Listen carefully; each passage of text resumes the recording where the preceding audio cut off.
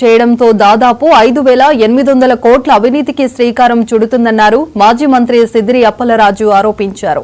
Hybrid మోడల్తో ఏం ప్రయోజనాలున్నాయో మంత్రి సూటిగా సమాధానం చెప్పాలని ప్రశ్నించారు. సొంత ఇన్సూరెన్స్ కంపెనీకి దోచిపెట్టే కుట్ర జరుగుతుందని అన్నారు. ఆ డబ్బంతా నారా లోకేష్ జేబులోకి వెళ్తుందని ఆరోపించారు. కూటమి ప్రభుత్వం వచ్చాక ఆరోగ్యశ్రీని నిర్వీర్యం చేస్తుందన్నారు.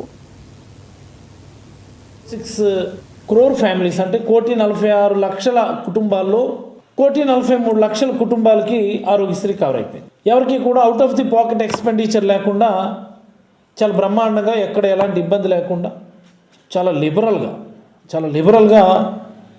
చాలా చక్కగా చేసాం మనం. ఈరోజు దాన్ని 2.5 లక్షల వరకు అయ్యేటటువంటి ఖర్చుని, అంటే ఎవరైనా హాస్పిటల్లో జాయిన్ అయితే 2.5 లక్షల వరకు అయ్యేటటువంటి ఖర్చుని ప్రైవేట్ ఇన్సూరెన్స్ కంపెనీ వాళ్ళకి, అంటే అప్ టు 2.5 lakhs కవరేజ్ ఉన్నటువంటి ప్రొసీజర్ల వరకేమో ఓ ప్రైవేట్ ఇన్సూరెన్స్ కంపెనీ వాళ్ళకి ఇస్తారట. అబౌవ్ 2.5 lakhs ఖర్చు అయ్యేటటువంటి ప్రొసీజర్లకేమో మళ్ళీ యథావిధిగా వైద్య సేవ ట్రస్ట్ ద్వారా చెల్లింపులు చేస్తారట. This is the hybrid model. అంటే ఇన్సూరెన్స్ కమ్ ట్రస్ట్ రెండు కలిపి ఉండేట్టుగా ఒక హైబ్రిడ్ మోడల్ని డిజైన్ చేశారు. ఎందుకండి అంత కన్ఫ్యూజన్? నాకు అర్థం కాదు. ఎందుకు అంత కన్ఫ్యూజన్? మీరు తీసుకొచ్చినటువంటి హైబ్రిడ్ మోడల్ వల్ల ఏంటి ఉపయోగం? ఈ ప్రభుత్వానికి ఏమన్నా ఉపయోగమా? ప్రజలకు ఏమన్నా ఉపయోగమా? లేకపోతే మీకేమన్నా వ్యక్తిగతంగా ఉపయోగమా? ఇది తెలియాలి ముందు. ఈ మాట నేను ఎందుకు అంటున్నానంటే, when we started Aarogyasri,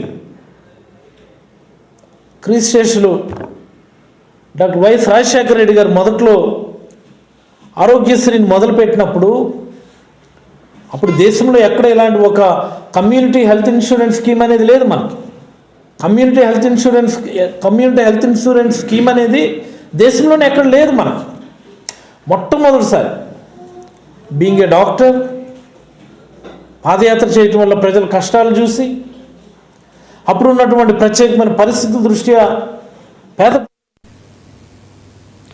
Alluri